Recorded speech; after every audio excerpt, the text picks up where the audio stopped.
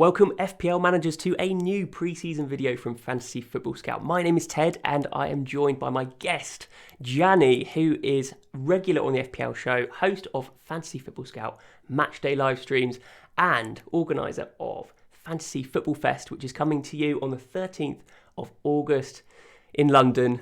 Gianni, tell us about Fantasy Football Fest. I'm excited for it, mate. Oh, I'm absolutely buzzing. We're going to have 200 FPL managers all in one room. We've got James Richardson and Kelly Summers presenting. You guys know them from the FPL show. We've got a quiz. We've got team reveals from the likes of Mark, who is, to me, the GOAT of FPL, the founder of Scout. And yeah, it's just going to be really good fun. We've got a debate section. Ted, you're featuring in that. And then obviously, look, food and drink and just do your own thing for a few hours. It's on the deadline day of Fantasy. So it's Friday, the 13th of August. We start our debate section at 5 p.m. The deadline's at 6:30. I'm really excited for it. It's going to be a fun evening. And yeah, great news. Tickets still available. Check out Fantasy Football Fest online or on Twitter.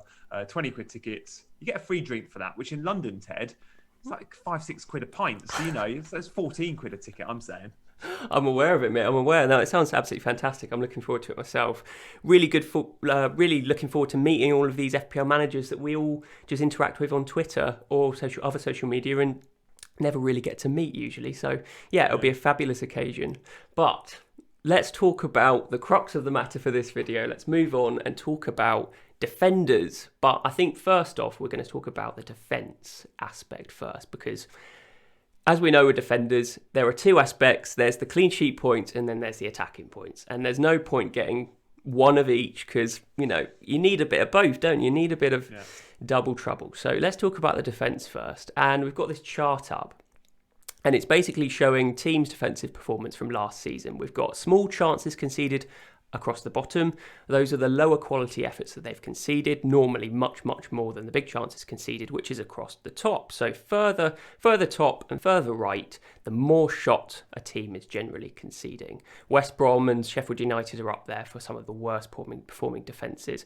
Obviously, we say goodbye to them this season along with Fulham, so we don't have to worry about them too much, but it might be a bit of a suggestion of where the newly promoted teams might end up in this chart for next season. So lots of talking points on this chart. I think the first one I'm going to start off with is Brighton, and a lot of focus on Brighton because of Robert Sanchez in goal. As a very popular keeper at 4.5, and there's much debate about whether we have him or whether we have maybe a 4.5 Brighton defender instead.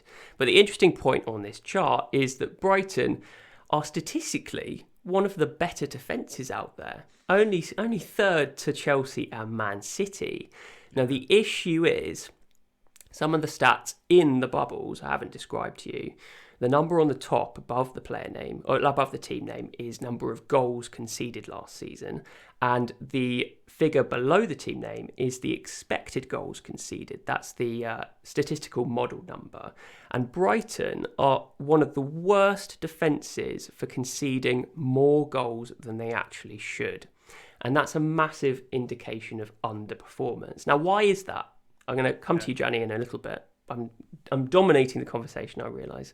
We'll come to you in a minute.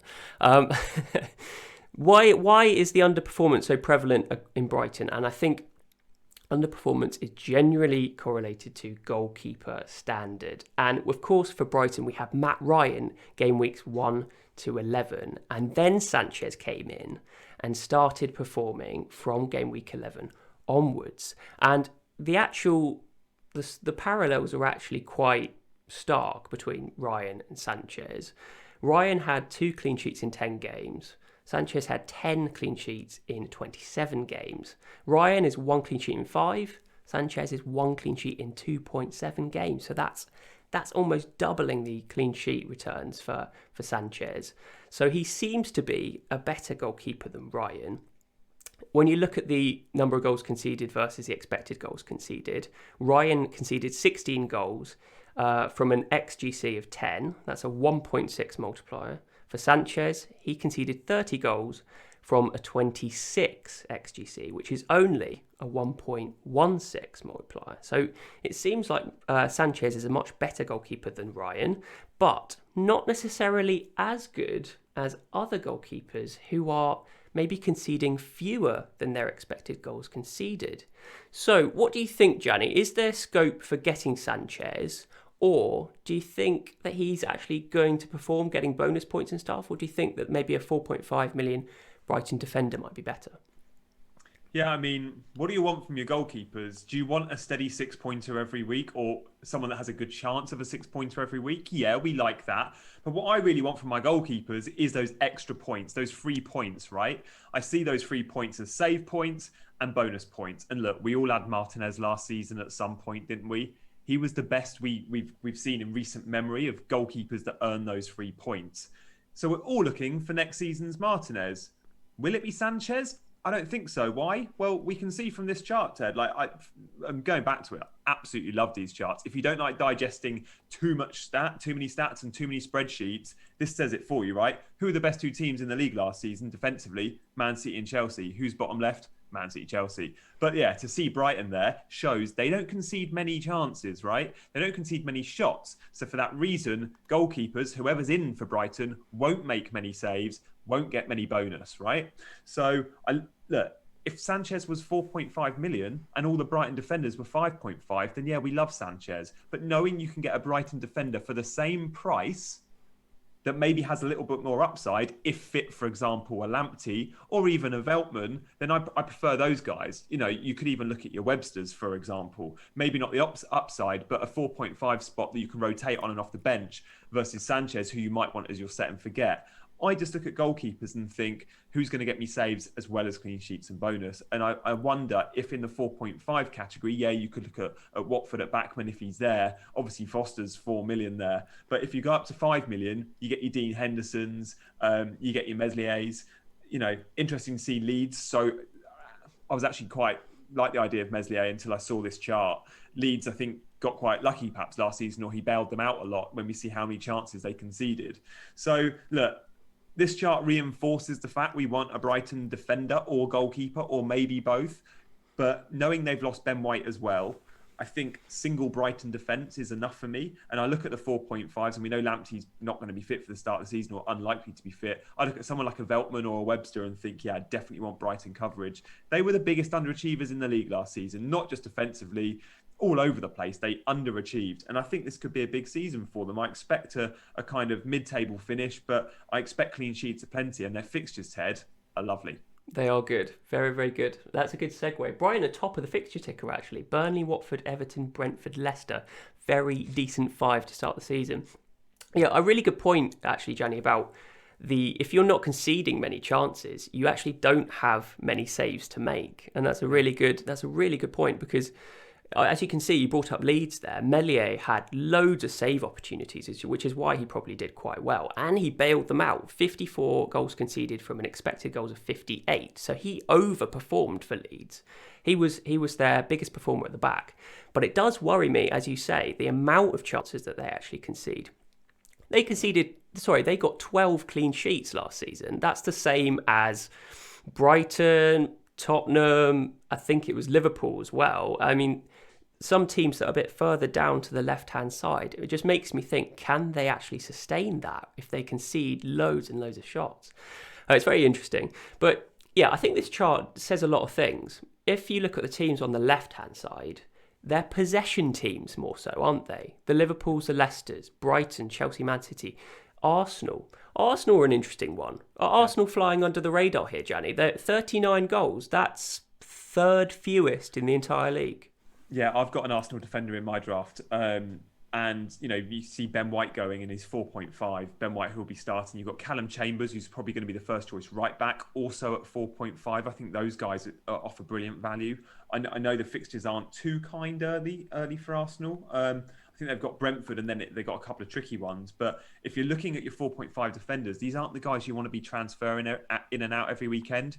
Save your transfers for the big hitters, or some of the mid-price players that are perhaps going to give you big upside on those weeks. Your 4.5 defenders are not the ones you want to be wasting your one and only precious weekly transfer on, right? So I'm looking at 4.5s that I can set and forget's a very dangerous term, but maybe set for the first 5-10 game weeks without even considering moving them on. And I look at the likes of Veltman at Brighton, Ben White or Callum Chambers at Arsenal and think, yeah, definitely, because they just don't concede many. And all I want from these guys is, the 6 points. I don't care if there's not a huge upside there, because at 4.5, you probably shouldn't be greedy with defenders looking for a huge upside. With goalkeepers, I think it's different because there's 3 points we discussed. But for the defenders, Ben White, Callum Chambers, I really like. Arteta's team keep the ball. And yeah, I think we'll see quite a few clean sheets there. Do you think Callum Chambers keeps his space in Arsenal? Because we've got Kieran Tierney coming in, we've got Bellerin. Is Bellerin going to play right back? Oh, I mean, Chambers played there for a stint last season. He was very good. He ended the season there. Bellerin is definitely one they're looking to ship on. Look, they might not sell Bellerin. He might stay. He's been linked with the likes of Inter Milan, who obviously lost Hakimi and need a replacement. But if Bellerin stays, then yeah, maybe Chambers is a bit dangerous. If Bellerin goes, I think Chambers will be first choice. You've got Cedric there as well, and then obviously Tierney on the left. But no, I think between Ben White and Callum Chambers, by game week 1, we'll know which one's nailed, because you look at, well, certainly by game week 3, because the transfer window is open until the end of August, which is a bit frustrating for FPL managers. But there's definitely value there. And Chambers has looked really good at the end of last season. And he actually looked really good going forward too. He did. He was one of the best. I remember doing some one-off scout videos for game weeks 20 to 38, and Chambers frequently came onto the defender charts for most attacking. So definitely one to look at. And as you say, I think 4.5 million defenders, we're looking basically for clean sheet potential. And I know we have Fofana from Leicester, we have Ben White from Arsenal, and any 4.5 defender from Brighton. And clearly, the defensive potential there, judging by this chart, is pretty huge for those 3 teams. So definitely value. Another one to come to, I think, when we're looking at the bottom right-hand side of this chart, these are the teams that don't have too much possession, but they concede plenty of shots from outside the box, which increases the goalkeeper's potential for making saves. So Lloris is a regular in this. Tottenham, typically under Mourinho, I don't know how they're going to line up under Neves, but Nuno. Mourinho, they're a defensive team, weren't they? But the previous season, they behaved exactly the same way. And Lloris typically does get save points. The problem is that they're 5.5 million, Lloris, and it's the same for Villa and Martinez. Martinez was exceptional last season. 5.5 is just a little bit too much for me for a goalkeeper. So Villa and Tottenham are good sides to get goalkeepers. Do they interest you defensively at all?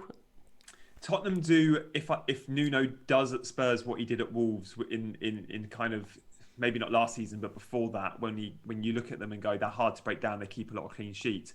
And purely because Spurs have got a 4.5 player in someone like Eric Dyer that might be a starter in a team that's better than Wolves, but with the same old manager, and actually can keep a lot of clean sheets. So Eric Dyer is one that I think's flown under the radar a little bit. If he's a starter though, like Ted, we know he's looking to buy centre-backs. So who's going to be starting for Spurs come game week 3 onwards when the transfer window closes? They've been linked with Romero.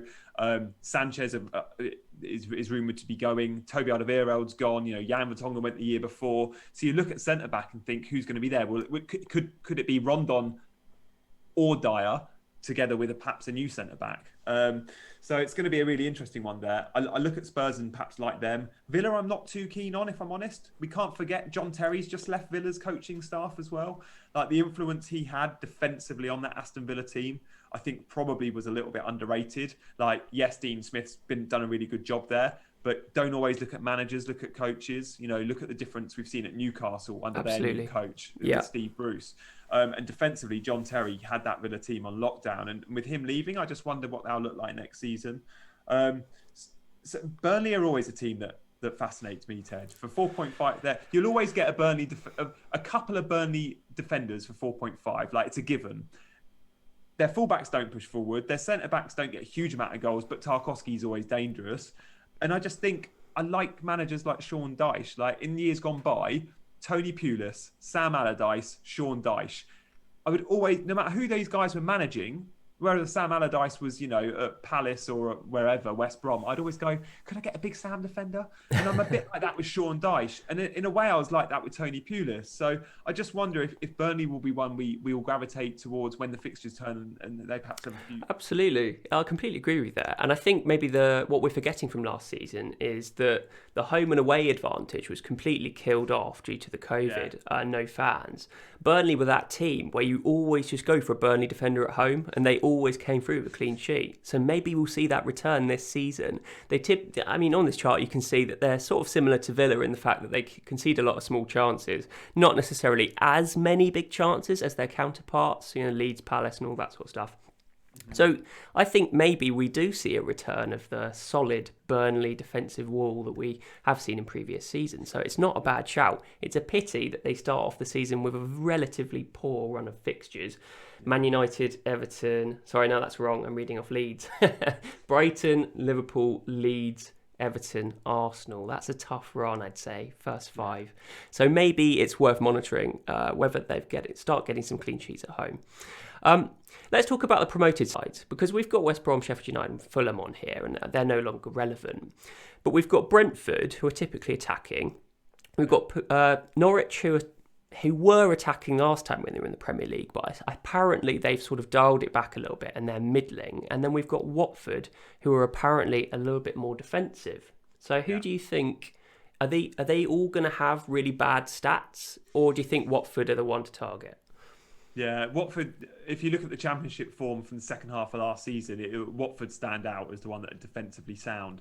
But I'm always really wary comparing form from one league to another, right? Like, to say that, it's a bit like you look at some of the Champions League teams and you could go, Man United are pretty solid at the back in the Prem, and then they go play in Europe and they concede every game.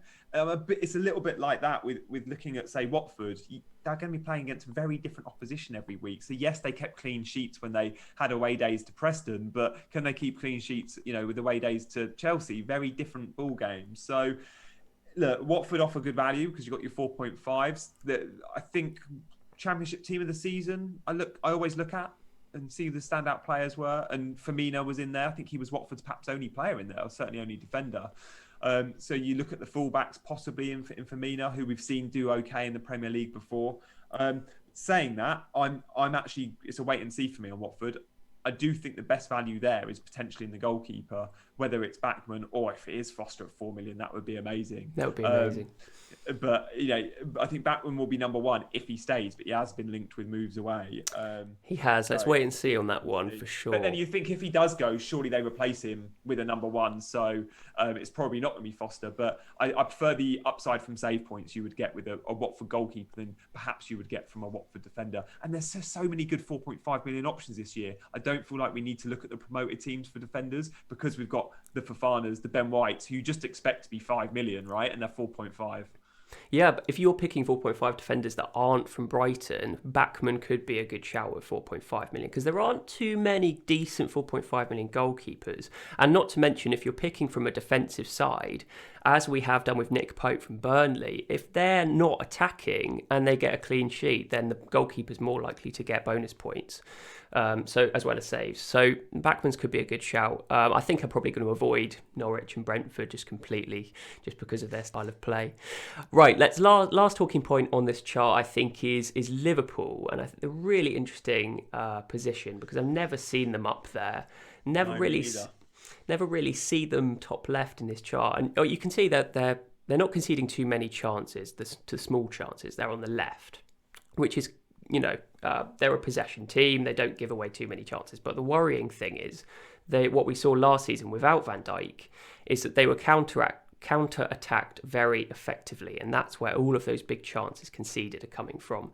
Now, do we anticipate that that's going to change with Van Dijk coming back? I would imagine so, yes. But is it something that we need to fundamentally worry about, Gianni?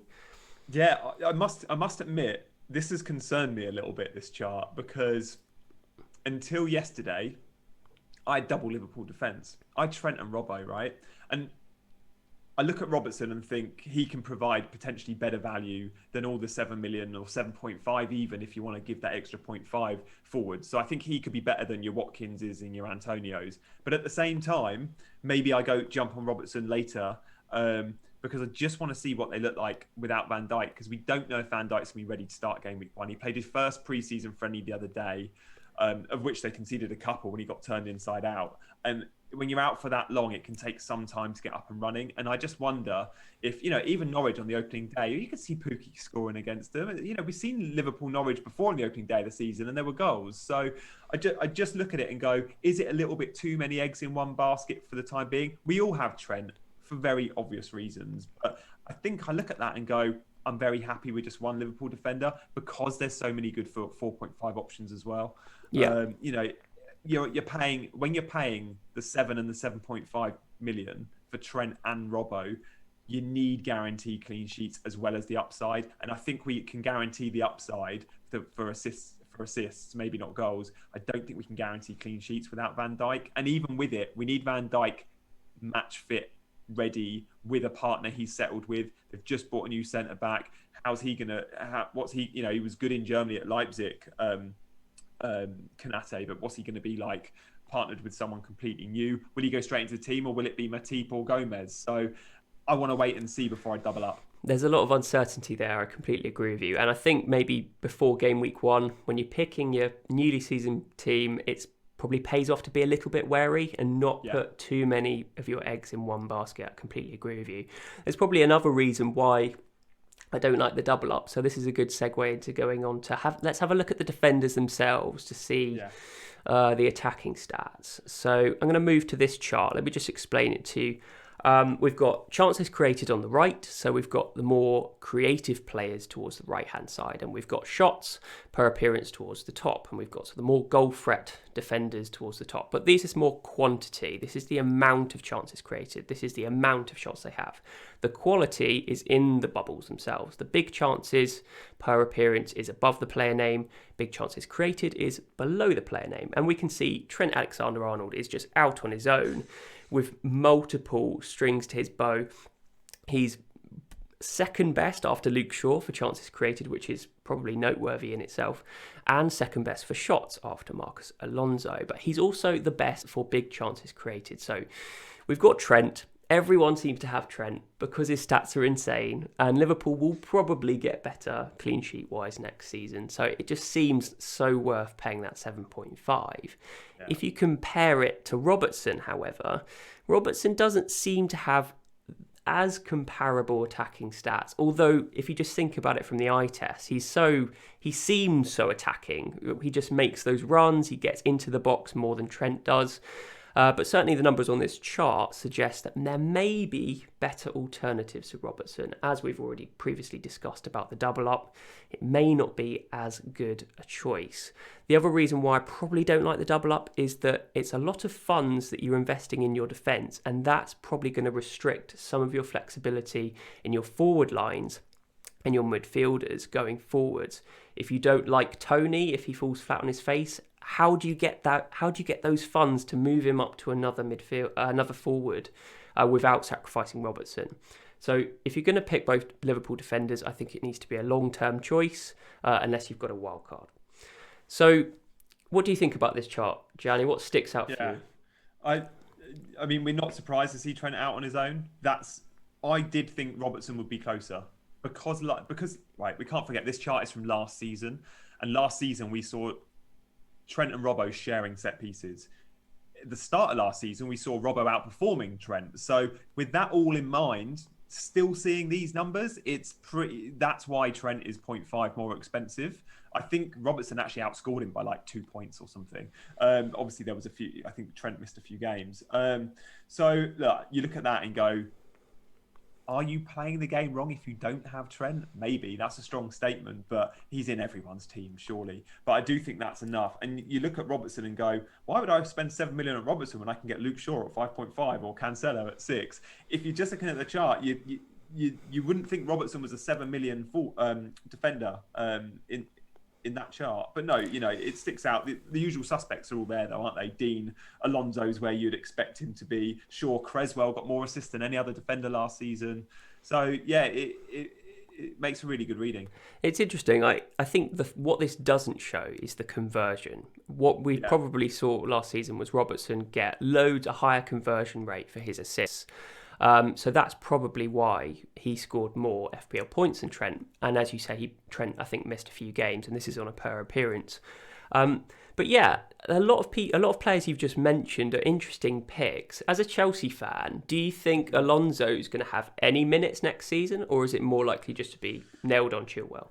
Yeah, one thing Thomas Tuchel likes to do is rotate his fullbacks. So I expect Reece James and Chilwell will be, yes, they'll be the starters, but don't be surprised if they only start 3 in every 4 Premier League games. But that, for that one game Alonso plays in 3 or one game he plays in 4, you just don't go there because you're paying a lot of money for someone that's going to play 25% of the games. So with that said, I do look at Chelsea's defence and go, I know Rudiger will play every game. I know Azpilicueta will play every game. Do I want Chilwell knowing he's going to miss one out every 3 or 4? Well, the upside is there, but again, it slightly puts you off. I would say on the right-hand side, unless we buy a right wing-back or right centre-back, then Reece James and Azpilicueta should start, in theory, most games, because one plays right centre-back, one plays right wing-back. Usually Reece James is wing-back until the end of last season. The last couple of games, we saw Reece at centre-back, we saw Azpi at wing-back, but they've been linked with right-sided defenders, the likes of Jules Koundé, big money move from Sevilla. He could play right centre-back. That's where he naturally would want to play. He's a ball player, which Tuchel loves. And then, we were linked with right wing-backs like Hakimi, who went to PSG. But it'll be interesting to see if Chelsea go into the transfer market there. If they don't, then Reece James and Azpilicueta, I would probably look at over Chilwell if you're looking at just minutes. Obviously, you save a little bit of money as well. Yeah, absolutely. Let's not forget that Chelsea had one of the best defences in the league last season. I think it was 18 clean sheets, one less than Man City, and I think they were had the best XGC conceded. So very, very decent options. It's a pity they have a tough start to the season with fixtures, but as we see with some of the top teams, they can be a little bit fixture proof. So don't let it put you off too much. I think starting with the likes of Chilwell isn't probably the worst idea in the world. But it would be nice if Alonso was just nailed on, but he's absolutely far from that. So I should probably mention about the left back. We currently have 3 left backs. We've also got Emerson, who, don't forget, won the Euros, played in the final and had a very good game. So Emerson or Alonso, you expect will be sold. Now, I think it's likely it will be Emerson that's sold, but don't be surprised if it's Alonso. Inter Milan have been linked with Alonso. They've also been linked with Emerson. It sounds like Inter have been linked with everyone this summer. I mentioned Bellerin earlier as well, and Hakimi. So yeah, just wait and see. It's very unlikely, I think, we'll have 3 senior left backs at the club next season. We know Chilwell stays, but one of the other 2 will probably go. No, okay, interesting. So another player we've mentioned is Cancelo, and normally Man City's rotation really does put a worry on picking any Man City player, but that's sort of what you have to bite off when you buy from the best team in the league. But I think Cancelo could be a really good shout for maybe the first 4 or 5 games of the season. We've got Kyle Walker coming back late from the Euros. Cancelo wasn't involved, I don't think. So as an attacking right back, centre mid, wherever position he plays these days, he could be a little cheeky shout. I don't think he's highly owned or anything. What do you think about Cancelo? I think that's a really nice differential, Ted. I think he played in Portugal's warm-up games to the Euros, and then did he get COVID and had to pull out? But yeah, long and short of it is he'll have a proper pre-season versus Kyle Walker that probably returns to training today or tomorrow. So you look at that and think he's surely going to start the first handful. And even when Kyle Walker's around, we've seen Cancelo as first choice right back. We've seen him as first choice left back. Out of all the fullbacks, Kyle Walker, Zinchenko and Cancelo, if you're just taking those 3 for 2 positions, by the end of the season, I think Cancelo will have the most amount of minutes. So even though he's not going to play 5 in 5, he might play 4 and 5. He might play even 3 and 4. But when he does, the upside is huge with Cancelo because he gets in those advanced positions in a way that Kyle Walker and even Zinchenko just don't get into. So with the way we see him drift inside to become often like a number 8 or even at times a 10 from right back, it's quite something. Pep goes to almost like a back 3. Cancelo comes inside. And you look at the numbers there for the chances created and shots, and they're there, but also the conversions last season or some of the chances created were just really high. And I think he probably underachieved a little bit. Yeah, you're probably right. I remember watching him, owning him most of last season over Diaz and Stones, which actually didn't work out well because they hauled Yeah. on multiple occasions. But Cancelo was always the guy with the amazing stats, and he always end up in advanced positions and taking a shot on goal. And I remember, didn't he score 2 goals in one game with an assist and a clean sheet or something? Major haul. And I was going, finally you've come through. But as you say, he majorly underperformed for a large extent throughout that season, which is largely infuriating. But what do you think about Cancelo versus the likes of Diaz, who's presumably nailed on in that City team, and John Stones? Is John Stones nailed on? What do you reckon? Yeah, I would start the season with Cancelo for the first few. If you want a Man City defender, if you don't, I'm not going with a Man City defender. And when I do buy one, it will probably be from game week 5 onwards. And by that point, I want someone that's a set and forget, and therefore I want the assurance they're going to start more often than not, or certainly start 80-90% of the time, which means you go with Diaz or potentially even Stones. So I think I would look at the centre backs for a set and forget option, despite loving the excitement of Cancelo. If I want a City defender from week 1, though, you go Cancelo for the reasons we discussed. But Yeah. look, 5.5 John Stones, I think that's slightly better value than Diaz. He gets more shots, as we can see. He's more of a threat at set pieces. I think you go Stones. Diaz might play an extra couple of percent in terms of appearances, but there's not a huge amount in it. Laporte is very much seen as the third choice centre back at Man City now. Yeah, no, it's interesting. That element of doubt with Stones, whether he's completely nailed, is enough for me not to choose him. But I don't. I think that's just me being a little bit prudent about it. I think you're right. It's history, isn't it? You're looking back and remembering all the blunders he made a couple of years ago. For me, if he has a massive blunder, maybe times 2 weeks on the trot, that's when Pep drops him. So I think I'd go with him until he has a nightmare. And when he has that calamity, you go, okay, it's probably time to sell. Yeah, well, we've been saying this a long time about Stones. He's always got a mistake in him, but he's yet to really prove that. I think he's a different player since he's come back and started regularly for Man City. Pep's clearly done a bit of work with him on his mental strength, and he's really shone. So, yeah, as you say, his stats are better than Diaz, particularly the number of big chances per appearance, which is actually the highest on this chart. He has the highest big chances per appearance of any defender on this chart, which is quite a statement from John Stones. I as you can see, actually, this is a good point. On the left, you've got Maguire and all of those centre backs that tends to have that goal threat. They don't really create too many chances.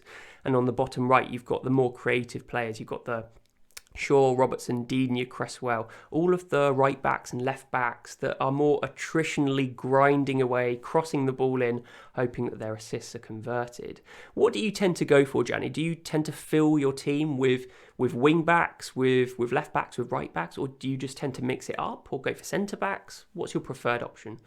Yeah, I usually look at, everything is led by price points, but if we're, say, looking at the 4.5s, then I'm usually drawn towards a fullback over a centre-back, unless that's someone that really stands out, like a Dunk or a Maguire or a Roman Saiss, that are really known for getting their head on the end of stuff and set pieces. I don't necessarily look for guys that are guaranteed goals when I'm looking at centre-backs, but I look for ones that are getting on the end of set pieces. They don't have to necessarily be scoring. Until last season, I don't think John Stones had scored a Premier League goal for Man City, but he was always quite a threat at set pieces. And we saw last season, he got on the end of a few and it worked. And I remember there was a couple in a double game week and everyone seemed to own him and it was great. But look, usually I look at fullbacks because I just think assists are a little bit more guaranteed than goals. And, it's Luke Shaw's job to get assists. It's Harry Maguire's job to get goals if we're looking at sort of attacking returns. And therefore, I think it's more likely you get the assist, the occurrence of an assist. And then when you get that, if you get your clean sheet, you're almost guaranteed bonus. Whilst defenders, say centre-backs, they're not necessarily guaranteed bonus by keeping a clean sheet, but they are if they get an attacking return, they're less likely to get one. Yeah, I think you're right there. I think without any attacking returns from defenders in a game, then the centre-backs are more likely to get the bonus point because of that. Clearances, blocks, interceptions, that sort of stuff. That really comes to the fore. But if you've got a defender that gets an assist, whether it's a left back or right back, they're probably going to get the bonus. And I think you're right. There's definitely like a psychological element to it. With the wing backs, they're crossing the balls in more often than the centre-backs are having shots on goal. So you feel like it's more likely to happen. It's more predictable, maybe, that those wing-backs are going to get attacking returns. Whereas the centre-backs, if they're going to get a goal, it's going to be more random at the end of the day. So I think, I always prefer getting left-backs and right-backs. So I currently my setup is Alexander-Arnold, Digne and Shaw. I think that's probably template for quite a lot of people. So I don't see anything wrong with that. Digne is very, very good for big chances created per appearance. I don't know how Benitez is going to line up, but surely he's going to line up in a more defensive way. What do you reckon? Yeah, I mean, if we see the back five that he often had at Newcastle, that would work really well for Dean. I think I'm wary of Everton assets, period, because DCL and Dean, whilst having the most amazing fixtures, I'm a bit hesitant with new manager there, and I just wonder how. If he doesn't win his first couple of games, how the fans could turn on Rafa for obvious reasons, and I'm therefore a little bit cautious. For the same reason, I'm cautious of Nuno at Spurs. I'm cautious of Wolves as well. I just don't like to commit too much to new managers. But you can't lie, the fixtures, and by knowing how Rafa sets up, someone like Luka Dean looks like an amazing option. I'm personally not going there. What I would say about fullbacks over centre backs, just going back to the previous debate very quickly, Ted, is how the game has evolved in recent years. The fullback's responsibility now is to get further forward under the majority of managers, and even those that are, and we're seeing more of teams playing 3-4-3, and therefore we're seeing wing backs. So arguably you've got an out of position. If you're looking at the likes of, I don't know, a Chilwell, for example, is he a midfielder? But knowing the game has changed, and even in back fours, Liverpool's Trent and Robbo playing a back four, that's so advanced. You look at the Euros we've all just enjoyed, and you look at teams like Denmark and Mahler, Italy and Spinazzola, Netherlands and Dumfries. All these guys, they were often, maybe not Mahler, playing in a back four. That's so advanced. They're an attacking outlet. And for that reason, I think fullbacks, even in the Premier League, year on year, we're seeing more fullbacks used as attacking outlets, and therefore the consistency of attacking returns increases. Yeah, no, absolutely. I completely agree with that. I'll try and ease off the Euros commentary every example, but it's still fresh in the mind. Oh, I like it. No, you're clearly very passionate about it, so I'm definitely all for that. So even if it was heartbreak for me personally, and for quite a lot of people watching this video presumably, but we're not going to talk about that today. Thank you, Gianni. Let's talk about some of the budget options on this chart. 8 Nori, Ayling, Lamptey, all 4.5. But Lamptey, it's known that he's probably not going to start the season, which is a bit gutting, but a bit predictable, to be honest, because he does have his injury troubles, poor chap. What do you reckon? Does 8 Nori, are you managing the hype with him? Is he definitely going to start in an advanced position for Wolves? Ted, I was a fan of 8 Nori way before it was cool. I dug out a tweet from about 12 months ago saying he's the next big thing, right? I think I remember that. Yeah, and literally he happened 2 weeks later. He scored. He got like a 15-pointer. He scored a goal, got man of the match, got a clean sheet, and then he never played again. So it was like, okay. But I watched their pre-season game to Coventry on Sunday. We're recording this on Monday. 8 Nori started. I've actually only watched it a couple of hours ago. It's good timing. I think he got 70 odd minutes. He looked really attacking. He did play left back, and in the start of pre-season, he was actually playing out of position in a 4-2-3-1 on the left side of midfield or attack. But he's been playing left back certainly in the last friendly instead of Marçal, which is his natural position. But he loves to get forward. If he's a starter, I think he's a brilliant option. Because of the upside, he will get forward and he will get you assists. We just don't know if he's a starter. Marçal is the senior left back at Wolves. I don't think I could see him as a starter as a left-sided midfielder because they've got so much strength and depth for those wide forward positions. They've dipped into the transfer market. The likes of Trincao there as well now. But if he starts at left back, then if he starts, ideally you want him at left forward. But even if he's at left back, I think he becomes an option. Again, though, it's the new manager thing. Just don't know how they're going to adapt. Yeah, it's really tricky to determine how wary you want to be at the start of the season. There's a risk that you can just be ultra wary and not choose any promoted side or any promoted players from any promoted side. Any team with a new manager, any team that's expected to change their formation. We have to take some risks somewhere, don't we? Where are you taking risks in your team this season? Yeah, one thing I always do, my risks, I guess I've got, I don't see even Tony as a risk, but again, it's like I've gone with Tony, who is in one of those categories you mentioned. But one of my things is I always like to cover Man City attack, and I people are scared of Pep Roulette, and rightly so. We've all been stung by it, but Man City score way more goals than everyone else. So to cover their attack is something I'm always thinking about. And last season, I had Foden and De Bruyne and Gundogan like we all did. And Foden was coming in and out, and I just had to ride the wave. When he played, he got me points. When he didn't play, he often didn't come on. Or when he did, I got a few one-pointers. But so be it. I'm looking at someone like Mahrez and going, he's one of the only wide forwards that have had a full pre-season. He's looked sharp in pre-season. I look at some of the African players like a Salah or a Mane or an Aubameyang or a Mahrez and go, these guys, unlike the South Americans or the Europeans, haven't had major tournaments, so they're fresh. And I think Mahrez, and I hate to, you can't use the term nailed with Pep. We've all been stung by it, but I do think Mahrez starts the first 3 games before the international break, and one of those games is Norwich. Yeah, I want him in at 9 million. It's also a price point I want to cover, so that's a risk. I could be seen as a risk because by going Mahrez, who I think isn't really a risk, but by going Mahrez, it means I might not be able to have your Luke Shaws or your Dinas. I've got to have 4.5s, for example, or I can't have DCL. I've got to have Tony. But I'm very happy with that risk. Covering the most attacking team in the league for me is something. It's a given, and I see the vast majority of people aren't doing that, and I don't quite understand why. I do. It's because of Pep Roulette. But... Of course, yeah, but it's a risk worth taking. And I think if you commit to it to a long term, then it's probably going to even out having a non-Man City player that's nailed. If Man City score the most goals, then it's probably going to be fine. You've just got to dabble in when you're confident. With Man City, like I can't say I'm going to keep Mahrez long term because I know it will sting. But for the first 3 game weeks, I want him, and then I'll probably sell him, and I can upgrade to a Son or a Sancho or downgrade to a Havertz by game week 4 or 5. I don't think I'll have Mahrez long term, but I do want him for the start because it's the one and only time I can predict with some level of accuracy he's going to start. Yeah, absolutely. I'm on Mahrez as well, I have to admit. And I'm actually going with 1 premium in Mo Salah. I'm a Bruno advocate. So love that, Ted. Love that. I want to be a Bruno, but I'm not sure if I've got the minerals yet. I've had drafts with and without. For me, it's a well-being thing. For me, I actually don't enjoy owning Bruno Fernandes, even though he's amazing. I just don't... There's a difference between playing the game in terms of constructing your team and making the ideal transfers and all that, and also enjoying the game, which is watching football and supporting your players.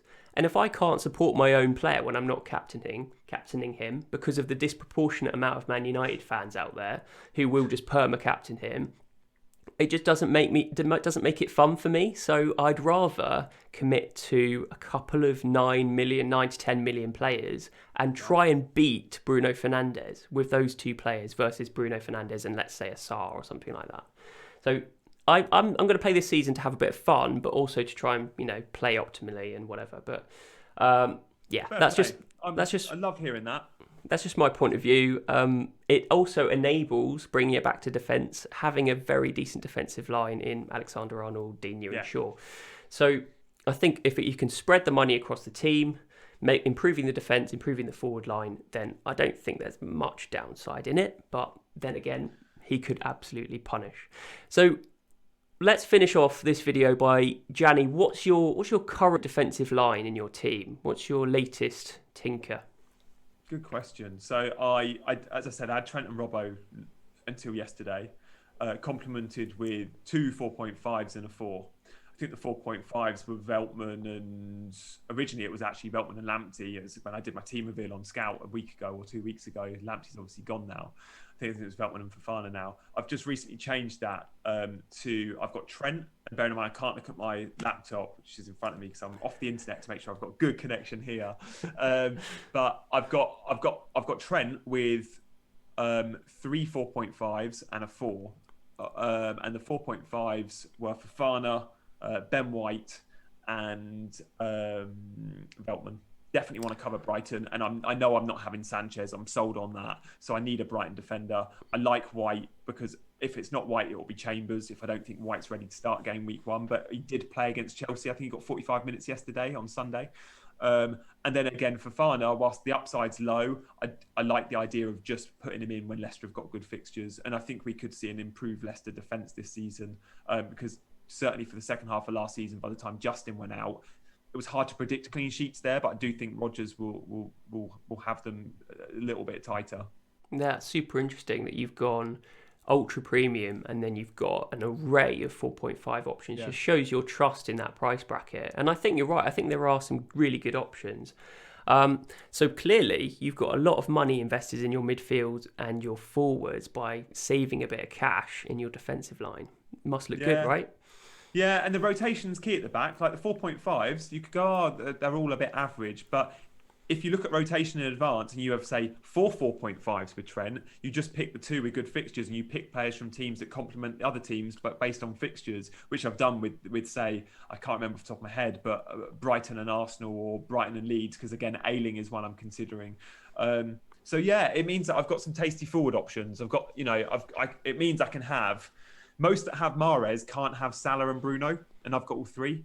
And then I've still got your Watkins, your Antonios, and Tonys. So I don't have much of a route to get to a Kane if and when I need to, but I'm not really worried about that just yet. But yeah, I've got Mahrez with Salah, and to do that, I guess I would just go Bruno has to go or Mahrez has to go down to a 4.5 or a 6, and then you boost one of your forwards to Kane. Yeah.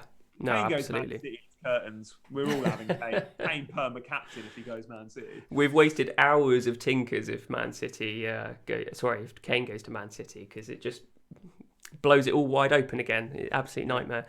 But yeah, the thing that I'm struggling with is in my current setup, I've got 2 4 million defenders on the bench, which is not ideal, and no strength in depth in my team. So do you have any picks for any sort of playing 4.0 defenders?